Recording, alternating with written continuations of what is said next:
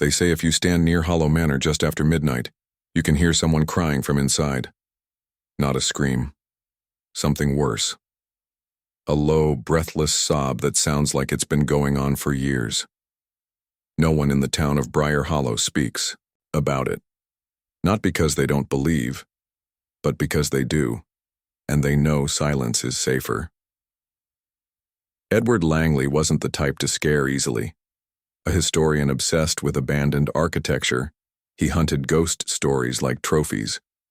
But when he arrived at Hollow Manor in the fall of 1978, something shifted. Even he admitted in his last recorded notes that the air around the place felt too still, like the trees were holding their breath. The doors groaned open without resistance, as if the house had been waiting. Inside was a cathedral of decay. Ceilings sagged, floors groaned, and cold draftless air whispered through the halls. It was colder inside than it had any right to be. Edward set up his gear, but every click of his camera felt like a trespass. He found a child's room sealed behind a warped wooden door. Everything inside was preserved like a mausoleum.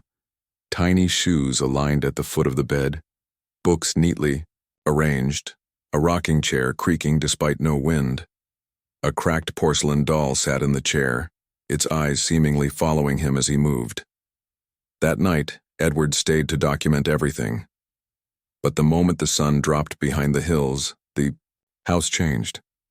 Footsteps echoed from rooms he'd never entered. Doors opened just slightly, just enough to be seen. In one hallway mirror, he caught a glimpse of a girl's face. When he turned, the hall was empty. He found the basement trapdoor beneath a mold-stained rug. It groaned open to reveal a blackened staircase. Edward descended with a flashlight and tape recorder. Down there, under centuries of dirt and mildew, he found something horrifying. Tiny wooden coffins and rusted toys, as if someone had tried to bury memories alive.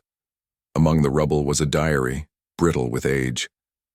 It belonged to Emily Hollow, the youngest daughter of the manor's last residents. Her entries grew more frantic over time. She wrote about voices in the walls, shadow people in her dreams, and how her parents locked her in the basement to keep the voices quiet. Edward tried to leave. He really did.